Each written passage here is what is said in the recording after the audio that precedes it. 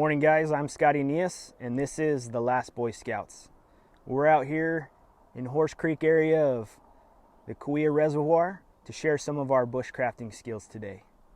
After a lifetime of Boy Scouting and working in law enforcement, I've picked up quite a few skills that I'd like to share with all of my brothers out there. So sit back and enjoy. Welcome to the Last Boy Scouts. I'm Reed Landtrip. Along with my partner Scott Nias, this is the first in what we hope to be many in a video series to share with you our lifetime of outdoor enthusiasm and bushcrafting skills. So gentlemen, hang on for the ride and enjoy. So what are we doing today, Scott? All right, the premise of today's video is going to be fire building. Very beautiful day. We were actually just kicked out of their official campground because they're closed due to COVID. So we created our own area out here, just like we would if we were backpacking up in the mountains. And we're going to be utilizing the natural resources that we're able to collect and build fires out here. But one thing that I think of being out here in an area that's not a designated fire pit area is safety. You know, being in nature, nature's very unpredictable. You have things like the weather that you have to take into accountability, the season, because things tend to get very dry, especially in this area. So it's going to behoove Reed and I to be precautious while we're out here. So Reed, what kinds of things can we do out here to make sure Mother Nature is preserved?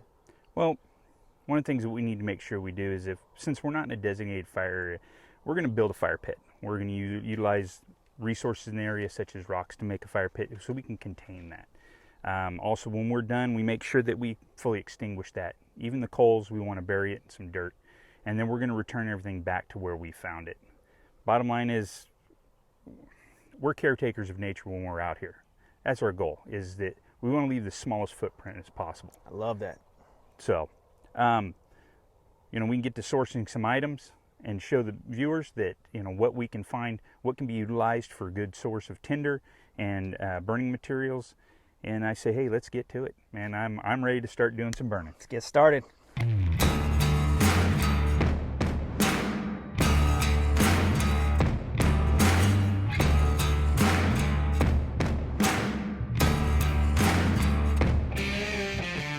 So we've gathered some fire making material all the way from our tinder source, ignition sources, and up to a little bit bigger wood for usage. So Scott, what are some of the things we need to look for when we're building a fire, and how we get that started as far as a fuel source?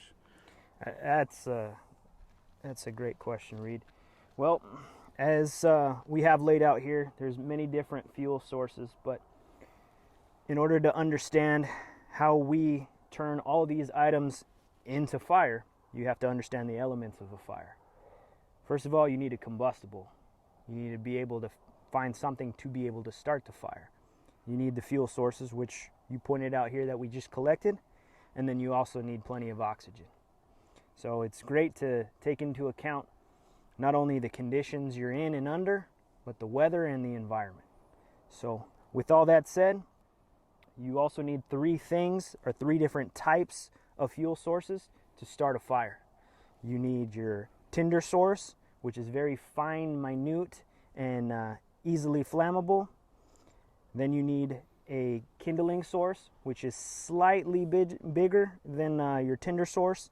And then you need your fuel source, which are your bigger branches, logs, or whatever you have available to you.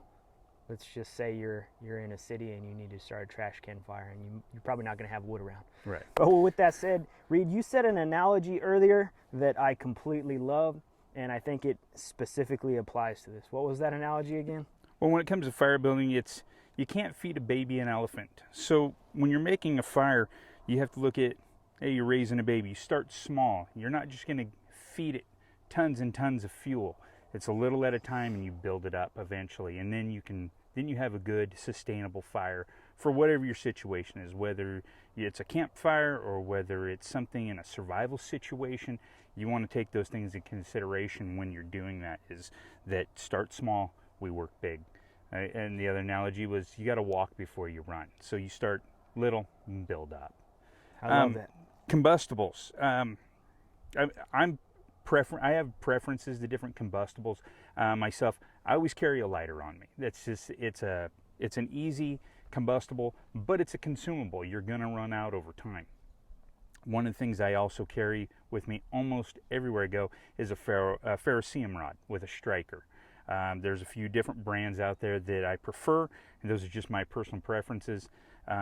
But I like the larger ferrocerium rods. You get a lot more strikes at them, and with your striker itself, you seem to get a lot better purchase and be able to get that good amount of sparks onto your Tinder Sources. Yeah, I'm glad you actually said that, because my next question was going to be, there's not a lot of us out there that know necessarily what a ferro rod is, or flint and steel for that matter, and how it becomes a combustible, but you solve that right away by saying that it creates a spark.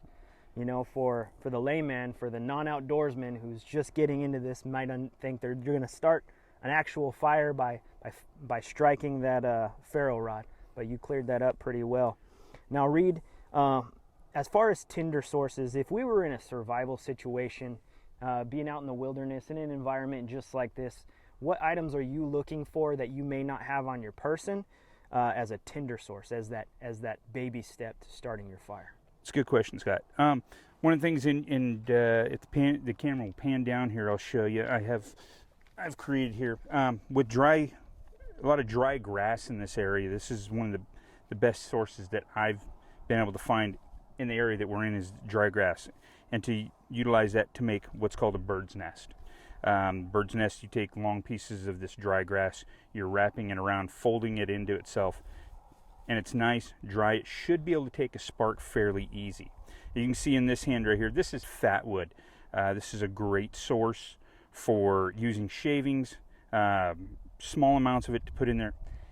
With the sap and the pitch that's in here, it tends to take a spark really, really well. Sometimes you got to work at it, but it's really good to start your fire, to get that small amount burning in the middle of your bird's nest that you can put into your fire pit and get it going. Now, your fat wood, what type of wood is that?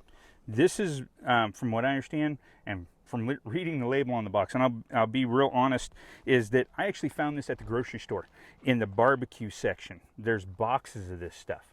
Going out and sourcing it yourself is also a great skill, and being able to know how to do that.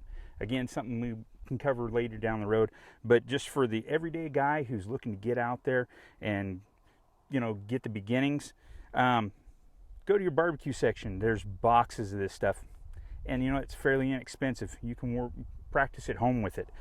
Don't start a fire anywhere that's not, you're going to catch things on fire. You're saying as I shouldn't do it in my living room. Well, yeah, exactly. And bottom line is I'm speaking from experience.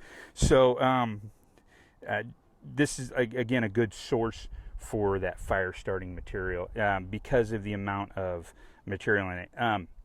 So with the fat wood, one of the things you want to look for, like I said, if you're sourcing it in a wilderness area, is it's going to be like a dead fallen deciduous or pine tree. You're going to find that down at the base of the limbs. This is where the sap and everything will collect in the tree.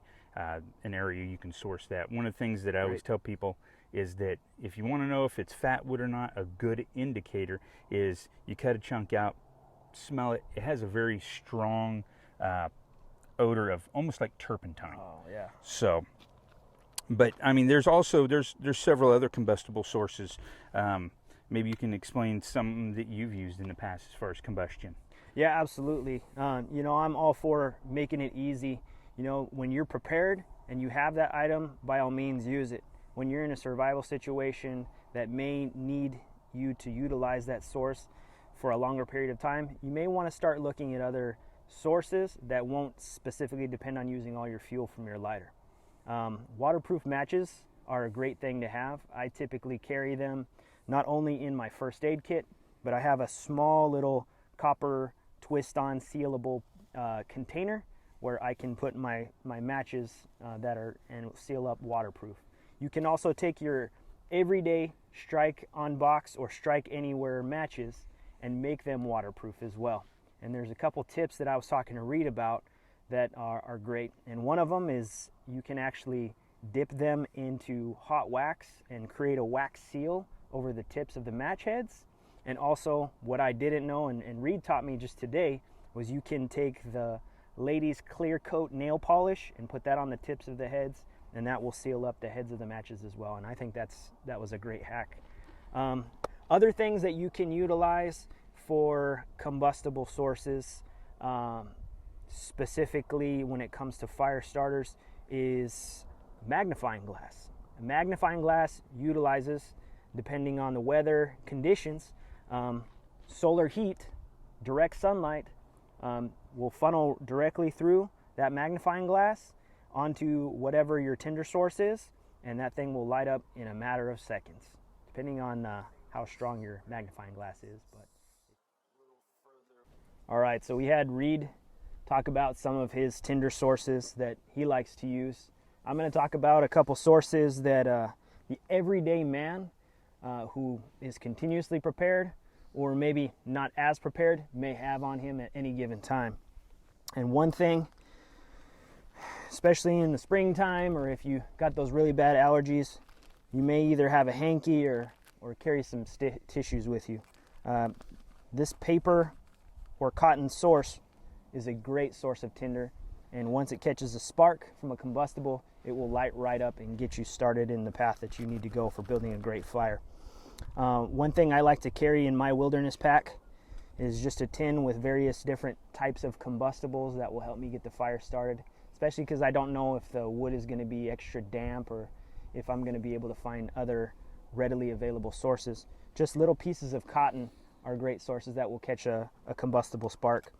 Or even these cotton pads that you use to clean your dirty pig skins, right? Another source I have here is just some pieces of oak coal that I dug out of my barbecue pit.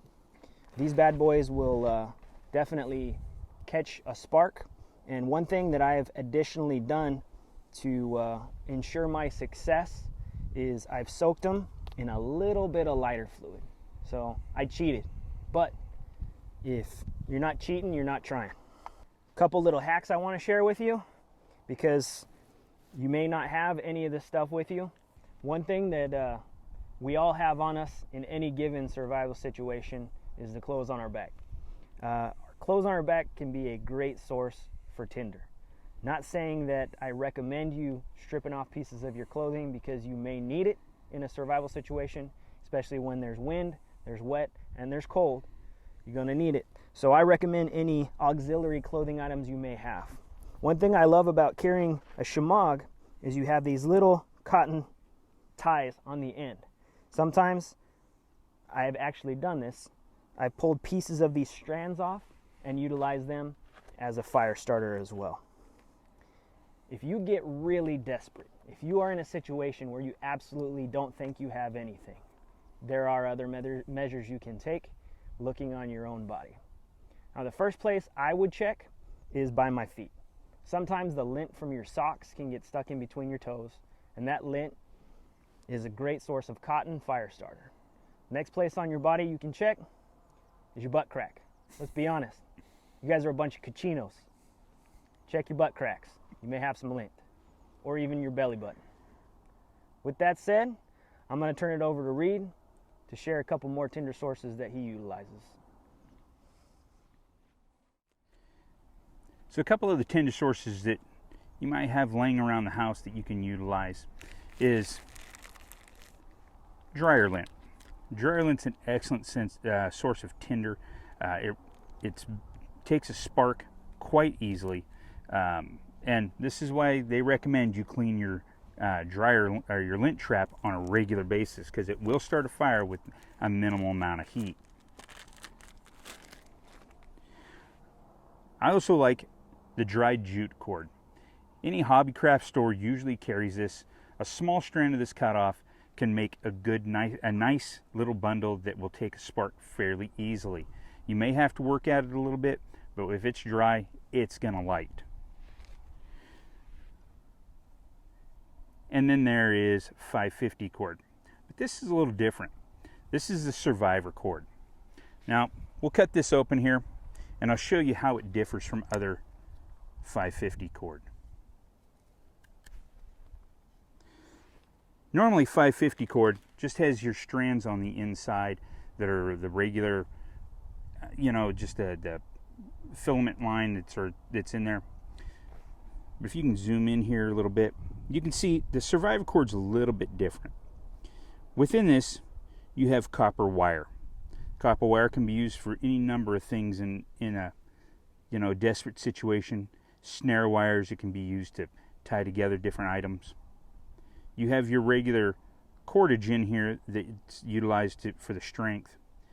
But this is the one I want to concentrate on right here for a Tinder Source. Again, this is that jute cord that I talked about a moment ago, but this is waxed. So it does help, that wax helps keep it protected from any kind of water, but it also helps to keep or get that fire going too. And then within that also, we have monofilament line. So with a 50-foot strand of this, you have fishing line to go along with that. This is the cordage I like to carry on myself when I'm out exploring and looking around. Keep it with me because it's a really good source of several different items. All right, fellas. We talked about what you need to build a fire. You need a combustible, you need fuel, you need oxygen. As we've demonstrated, we got plenty of that out here. We've talked about our 3 different types of sources, tinder and all its different sourcings. Talked about kindling, which is just a slightly larger wood sources that you're going to build on your tinder, and then your overall fuel, your bigger pieces that's going to keep you sustainable for a longer period of time. One quick thing I'd like to add with regard to fuel to your fire, especially in wet conditions. It's always good if you have the ability to cut the wood open during wet conditions. If it's raining or if it's wood that's been averse to the elements, you may want to split it open or cut it open in different areas so that the fire can get in there and get it burnt. So with that said, Reed's got his tinder pile over there. I've got mine here. We're going to be utilizing ferro rod and steel to try and get these fires going. You ready, Reed? Yep. So there's a couple different things with my striker that I've found. I can use this area here that has kind of these notches in it. It's really good for making a good purchase on your ferro rod. Now my particular ferro rod here is an octagon shaped ferro rod. I find this works best for me, but it's also one of the larger ferro rods. The one thing I found in cold environments, especially if you don't have coverings on your hands, something to keep your hands warm, you start losing that fine motor skill. So having a bigger ferro rod allows you, even with those gross motor skills, you can still continue to use this in a somewhat proficient manner in order to get that spark going. That said, let's go ahead and throw a spark in here, see if we can get this going.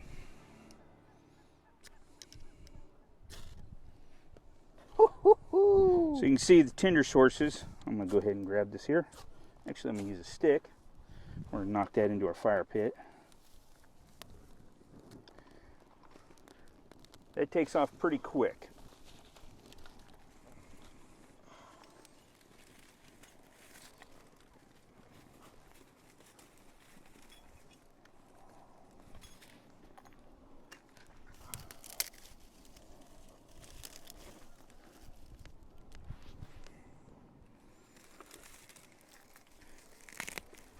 Just a little bit of fuel to this here.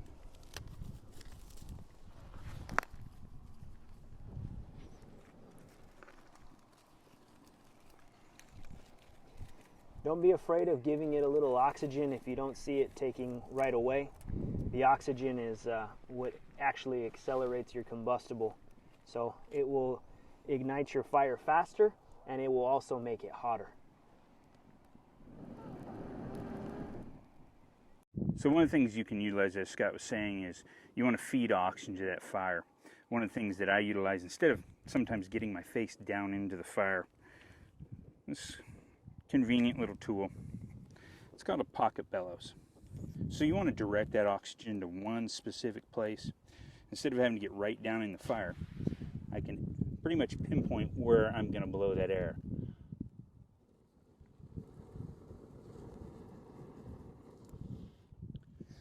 So you see just a little bit, just a basic push of air, you can feed that oxygen right in, get that fire going. And hopefully feed a little more fuel onto that fire.